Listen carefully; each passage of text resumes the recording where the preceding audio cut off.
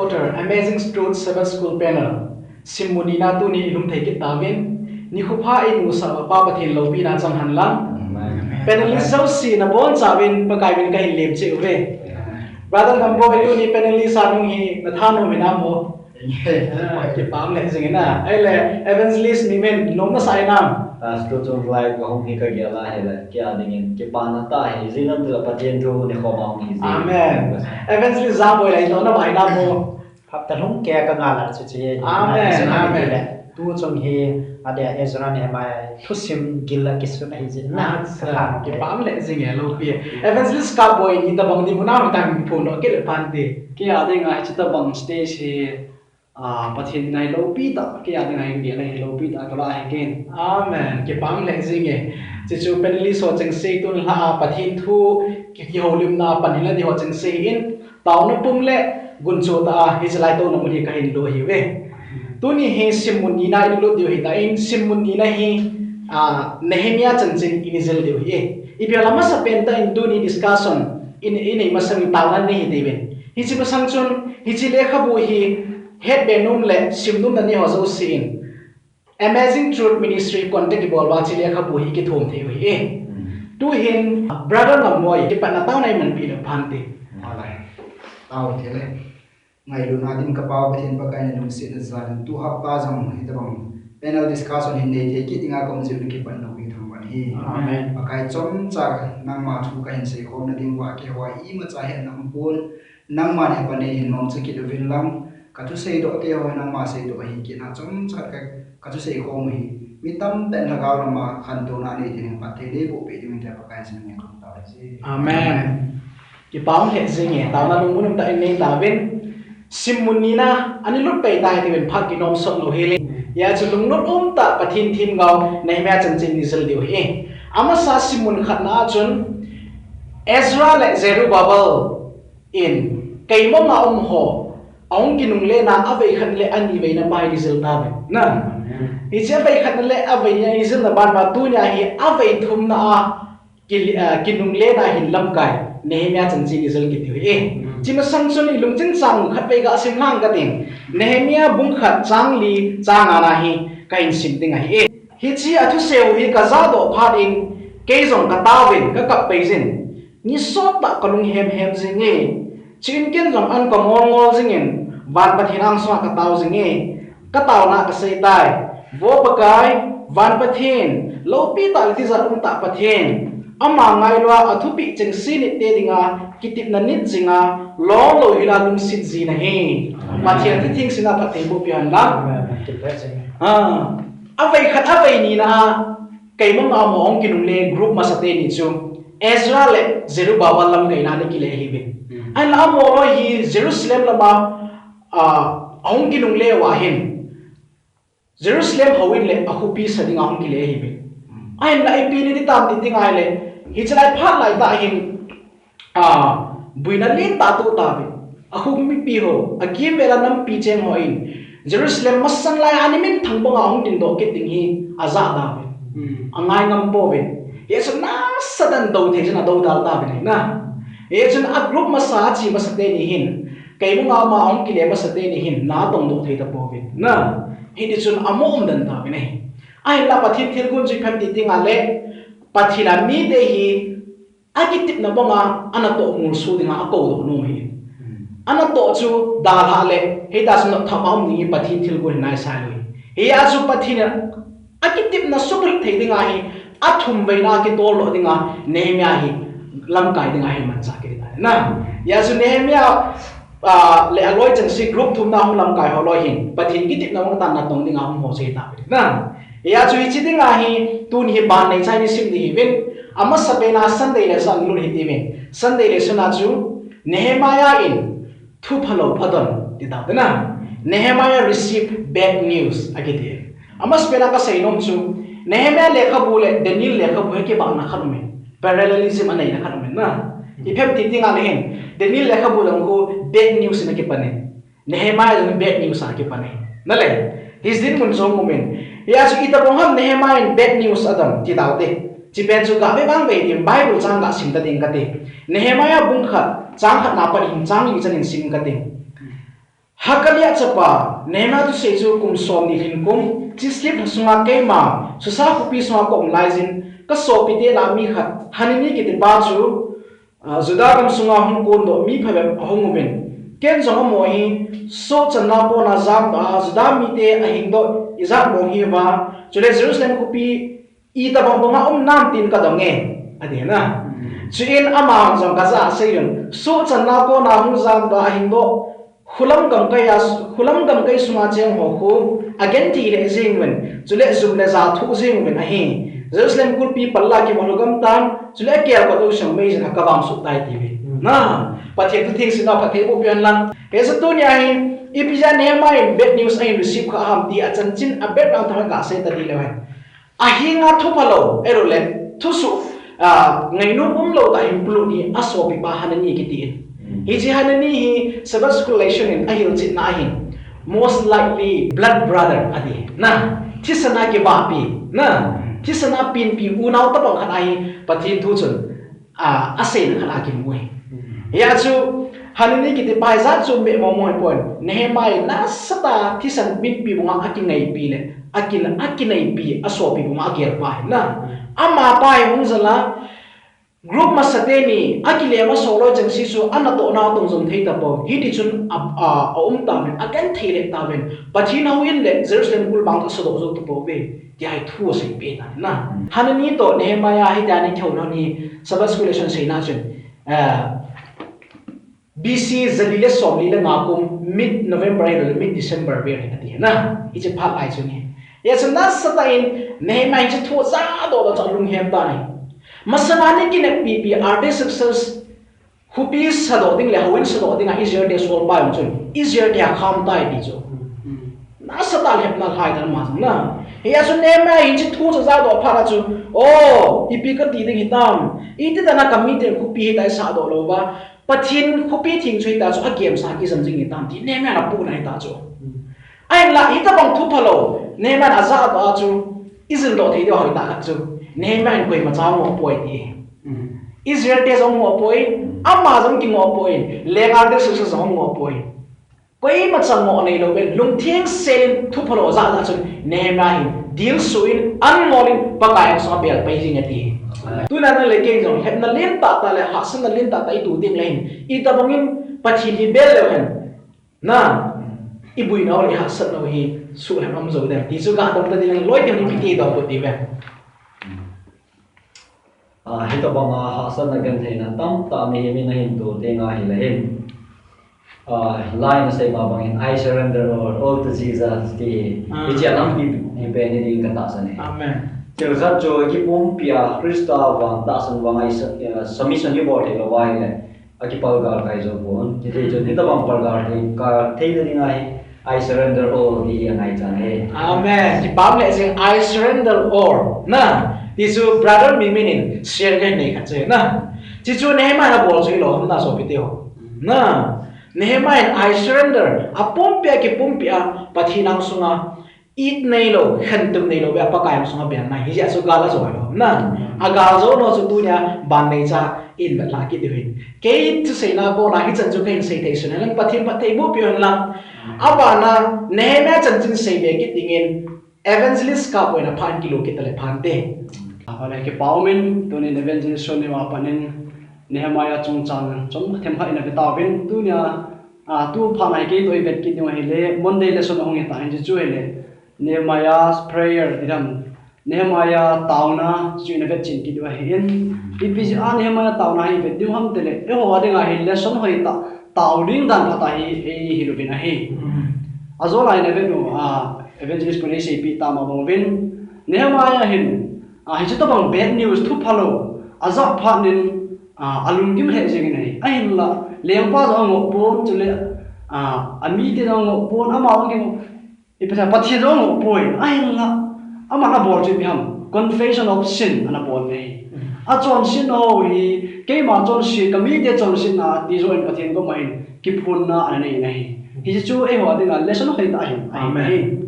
Nehemiah tau na hi Nehemiah bung khat chang na pana chang som khan akimoi na hi hijla Nehemiah tau dan chu itopang tau na ham chule Bible character Bible la mi tam ta pathin mi te tam ta ta to in ke ba na tam ta le nei hi chu in bet we hin Nehemiah bung khat changa na chu in be na ile changa na hin Nehemiah nga taw na hi ka na le hiluan na le hasin na in alu jiang po nei ai la pathin chu i to bangan ti ai phung do ma sai nei Amen. ai jo ma hi hase sa hi ta in chule bad news za pa nai depress adi mai ta nei ai la pathin hi alo pi na phung do ma sai ti za bum ta le van chung am pa pathin ti a phung do ma sai nei pathin mi tia dinga in de ngai chu pathin hi to bang pathin ham ti het chi ni angai cha het jing nei pathin hi to bang pathin ti het chen lo e ya dinga tian chalin pathin a dinga zong invitation thierum tai yo pa pathin hi to bang pathin ham ti in a gel do de pathin te tai nei hi chu ne mai na ta mai ama sa pen pathin hi alo pi na a phung do ma sai nei a ba len ve chu kinai min chang bum nai vit kinai le mo tau poi ne mai ai ai jo sei num ta ha min a sei num chu a sei din nga pathin ko mai hear me o lord ati nei pa pathin nei za pin ka tau na le ka na hi nei vet pin ngai na ti nei hi chu pathin a ko na hai ta sam tai yong te le pathin ko ri mong chu e tau le dan chu pathin ko na e hil chin ki pe nei a thum nai i vet te ki ru chu bi ham point thum nai Nehemiah bung khat chang sa gi nai vet ki ru vai le Nehemiah amo tau poi alu sungam apun a burden pe join phung dok tai nei ama burden to Jerusalem din lo he poi adin lo le opposition hoi ami ten a do zo na chu chon sit wang he ti he nei ye jun pathin ko ma tawin pakai ka chon sit na ka mi te chon sit na chu nei ngai lo win ti pathin ko men confession of sin abol so na hi hi chu in denai le johan bung li na samartan nu mei nu hin pakai ju do ki ho jing lai amai a chon sit ana sial go ji nei na a sial go ai nai la pakai ju ngai lu na wang a chon sit noi a ki hian a the ding zo in a phun do pi nai hi di jun amai alung thimi it is a hagao de la ho pi ti zo nei ai la aman samartan nu mei nu in a chon sit ana sial go nai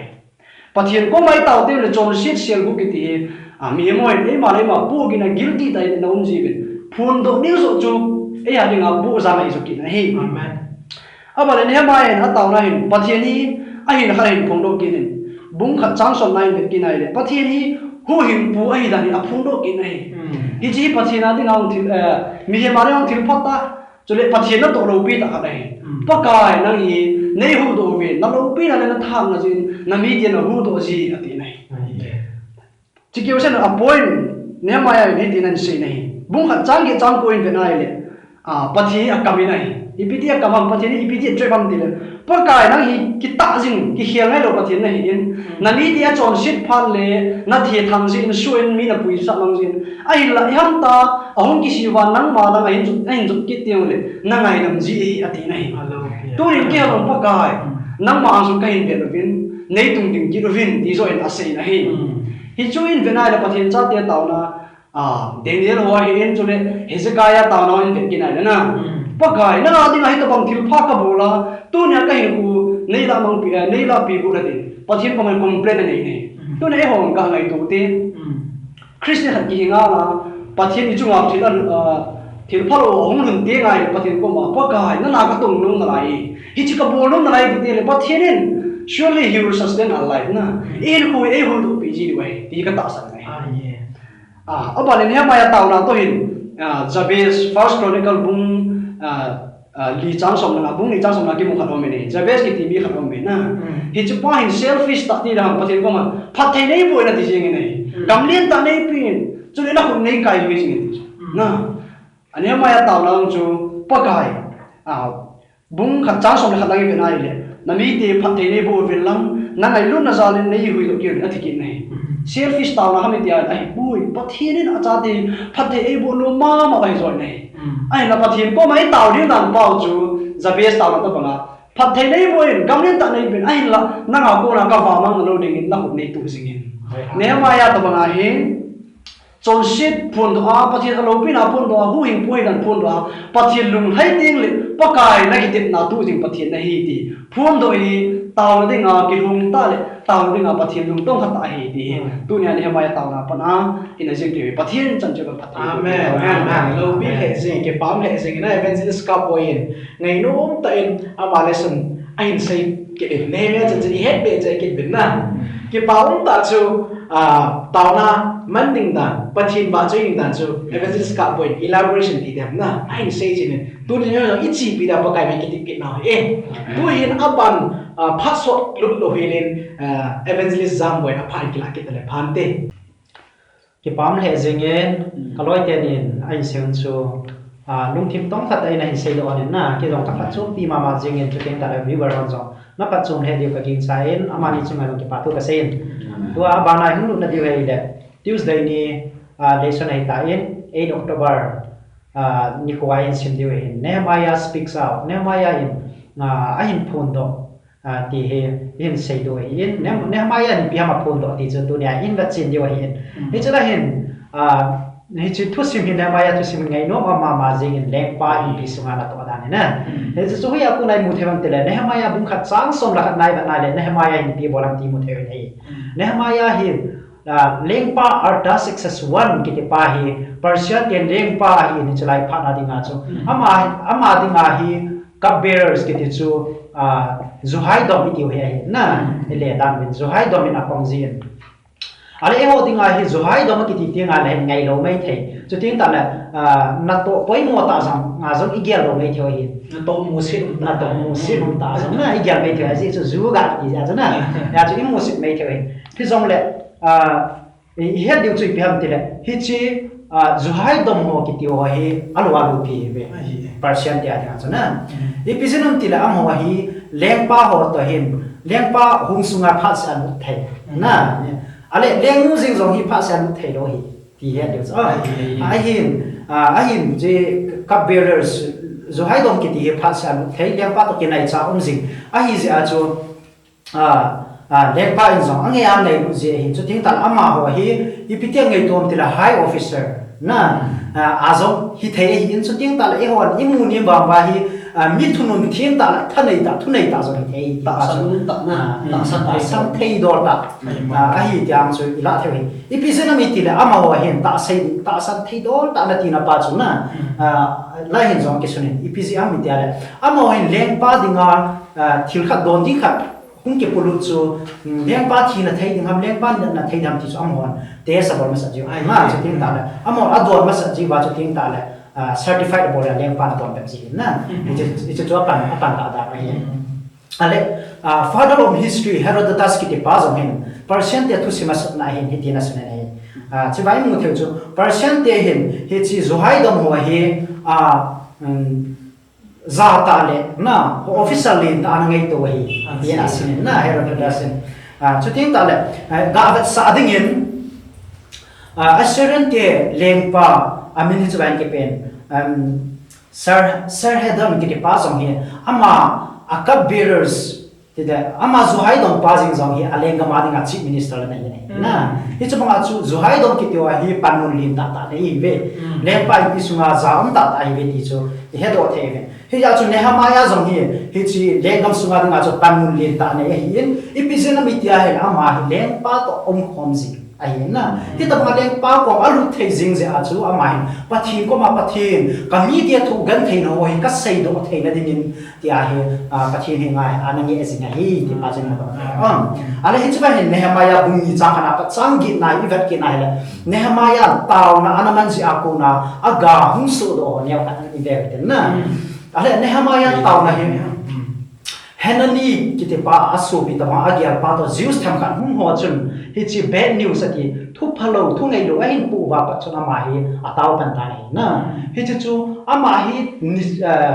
halizia nya taw tai hi chu hung report hung na pa na chu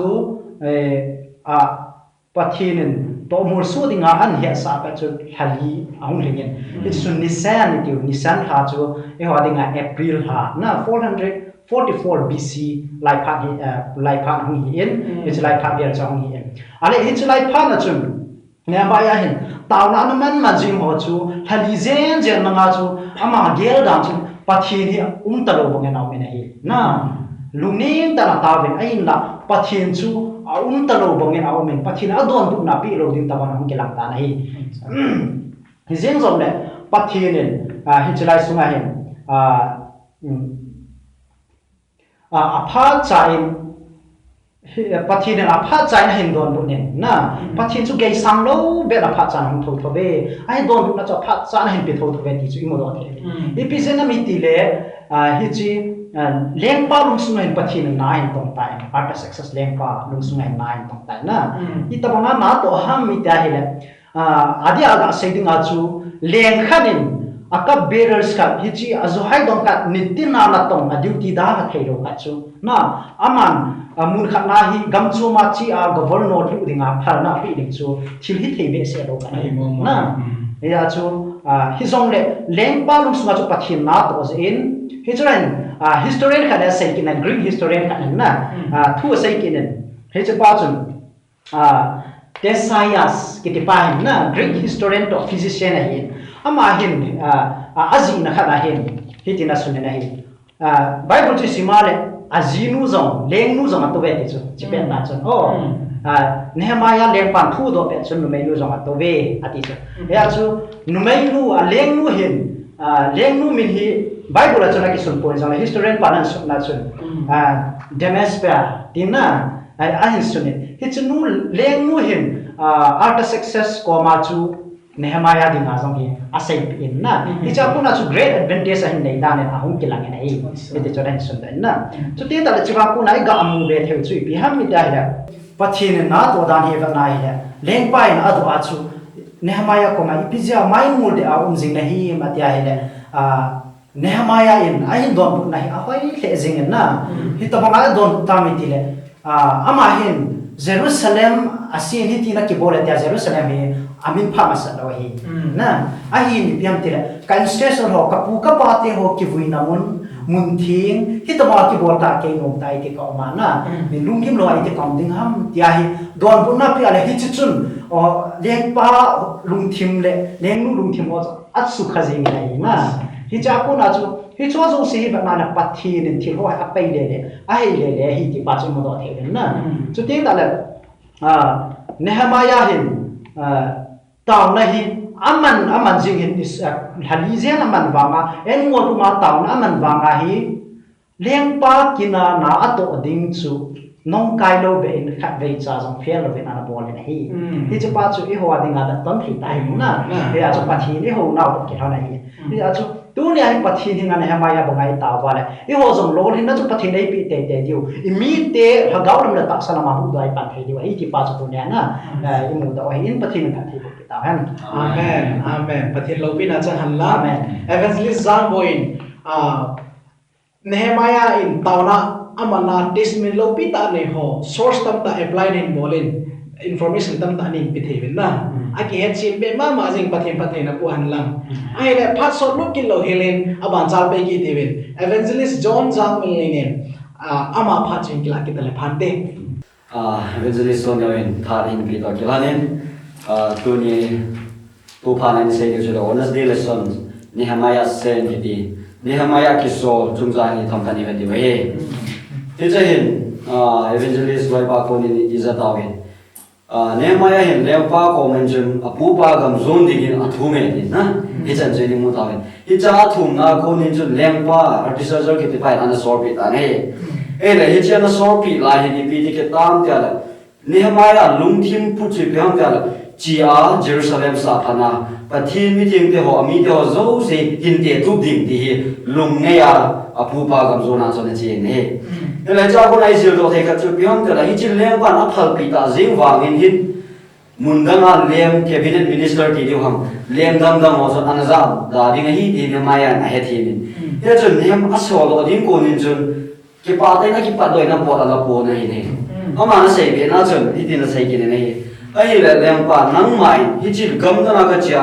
lam ka tui ka lem nyao chawon ai su boi lo na ding in le kha amazing pi na ni na hi chun lem pa phal na lai tai le kha hin ki jin hi chun le kha hin pu a hung kar zo na hi lein as alum gyal le angai to bang cha chun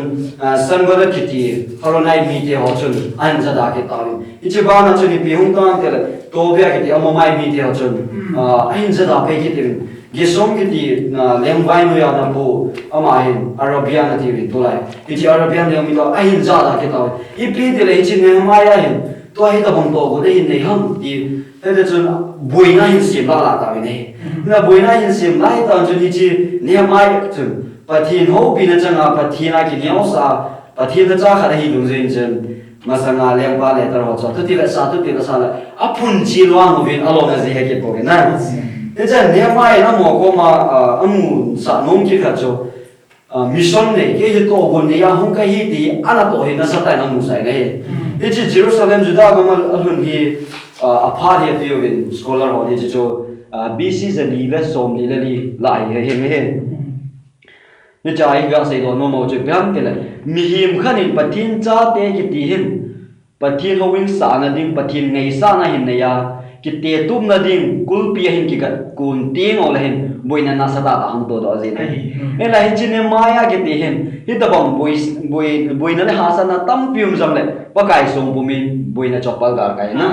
hít chỉ cho hình nên maya tây lo tuôn viewers so hi han lang hít lại cái tổ home pio rằng lại hít chỉ na san điều cái này này nên maya tây lo Bible là cô na pathina ding a hin ko hin pia pati ami dia ding a hin ko hin phal nga mai la boi na hom ho tu sim mi zau i he sa ho na Bible la ko na hi cha hin par gai ka tu sim koi koi he ro bam ti ga se ro te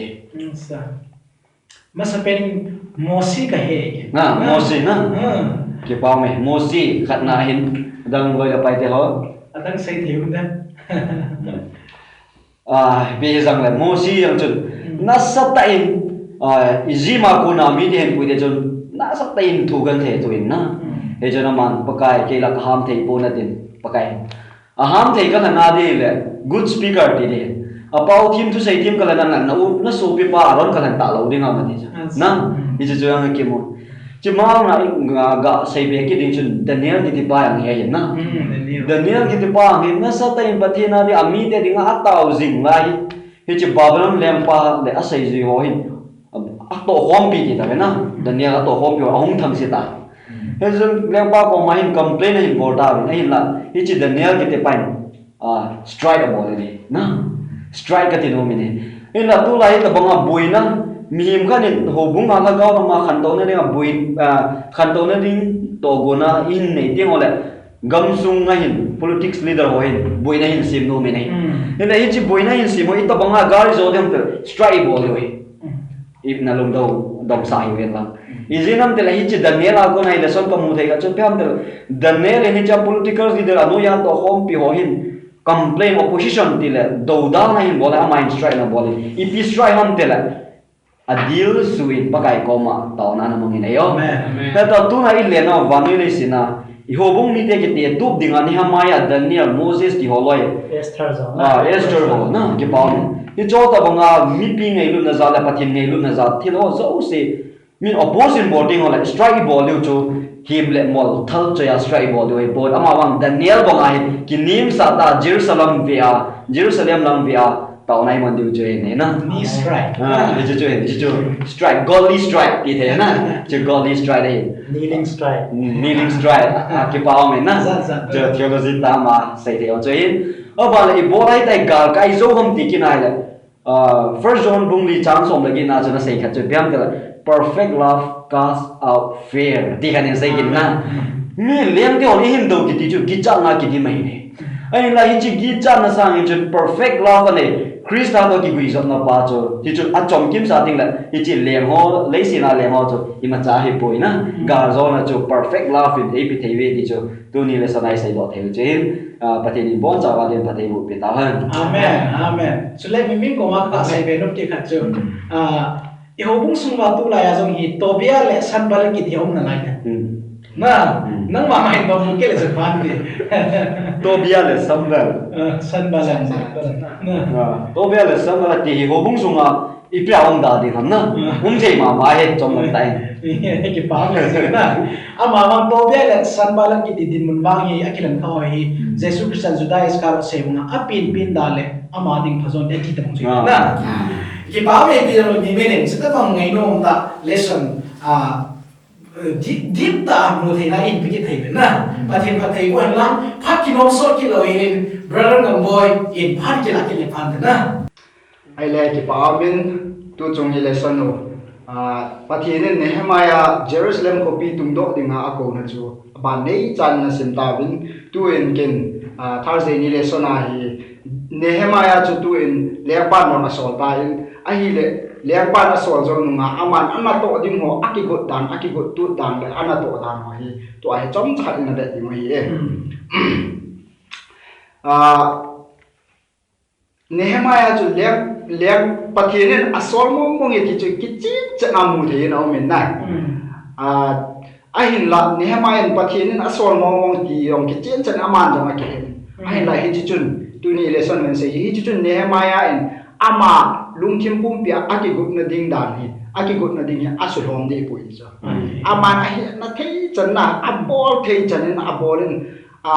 plan jong asim thei chan alung thim lu mong chang aki go nge na first lesson hi chlai pathian e ko wa pathian na tong de pathian tu sei dinga hamoi la pathian na to ning mai jong de pathian e solin pathian e bol pi ding di ai ki mo go de pui na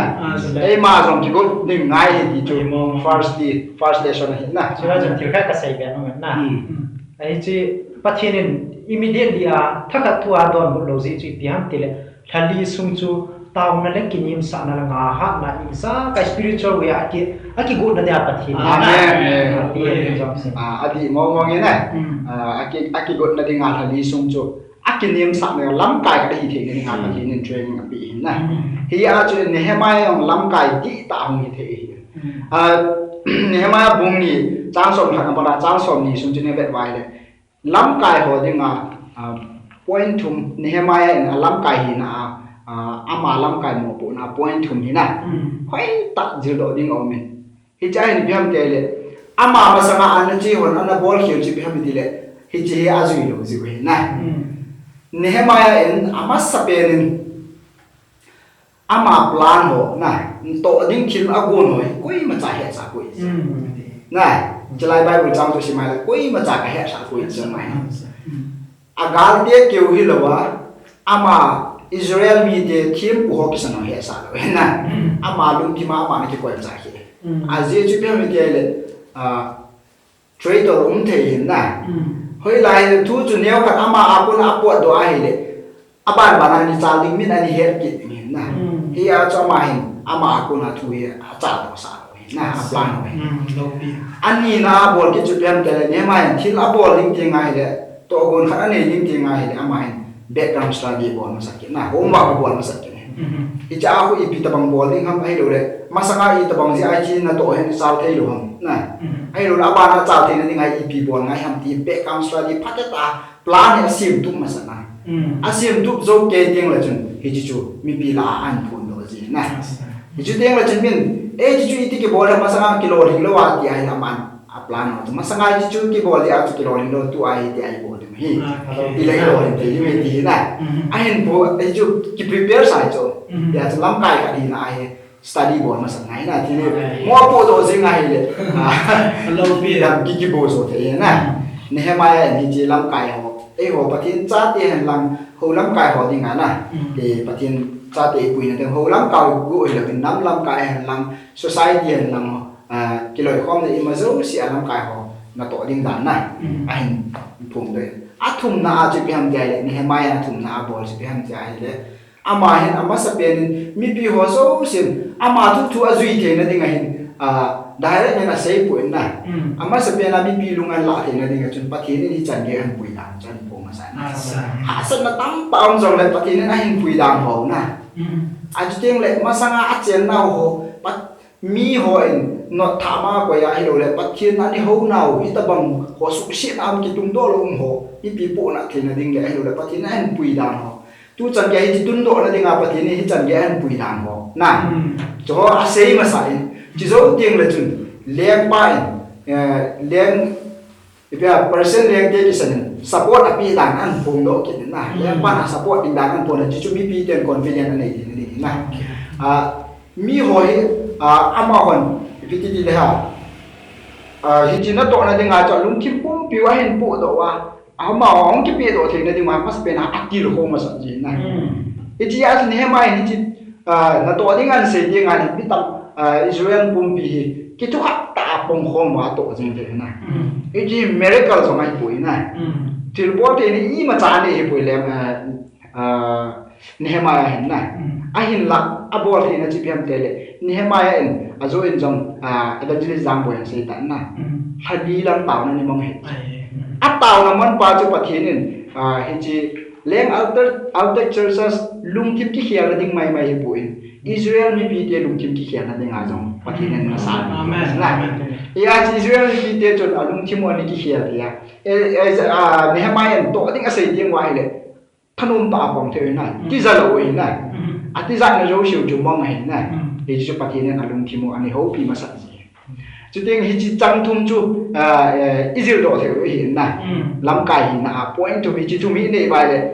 ki hung za la nai to the yu hi ti lam kai na lo hin na he ti chu na ti sei do hin na leadership quality na sei lai ta chung tua Nehemiah in mi pi ho influence bo dan hi ga bana le masanga thusim khat na sei ma khat Winston Churchill na British te president pa British te lam kai pa in Germany te na hin do di ba na holim na sa time congressman na pi chu na hi chu lo to cha hi e da na hi le leadership khat nei quality khat nei na ding a chu mi pi na sa ta tir kho na pa in congressman influence share speech ngai na cha pa hi mi pi lung thim to kha hi su tho ya ngai hi pa chu mu da thena me ki pa amen ki pa me na jang boy evangelist jang boy na ha pe chu ho hi zengin adan na Nehemiah han sam da ni yo ka sei do no me na e ho pati Matthew bung som na nga tang som le gi na ho te na le mi hiam lung chi ma ho mi na akama hu po do he na chu ting le mi hiam chu I ta bang ha mi hi na chu ke the na ding chu akama ha tu se a ko na ke the in front of adversary ha sak ma ke te no hello le I do ding mi tam pa la ko na chu se a ko na smin I mi hi na mong pathian mi hi lo mi na he the mu na te kha min Nehemiah in hi ta bang akim vela do ding la hello le Israel mi te ro ti sa so ke mu na chu ama en thu se ting la pathian min lo bin ha phun lo pathian min apa jeng na pathian hi apon sa jeng pathian hello la to pathian apon sa jeng pathian phun do jeng hang san ta I chi ni be ka san ti Nehemiah pathian nei mo pathian to hin kho me ti chon na ya cha mai pathian to hin kho ma pathian ko ma ataw jeng ja ai ana to na jong lo hinga alam kai na jong lo ti ti chu lam kai ho dinga Israel to pathian ti ka pon ra nang thau jeng le sona Israel to pathian chan chon na amen ki pang le jing e pathinin imang cha ben brother ngamboy na phan hang zo thei tai na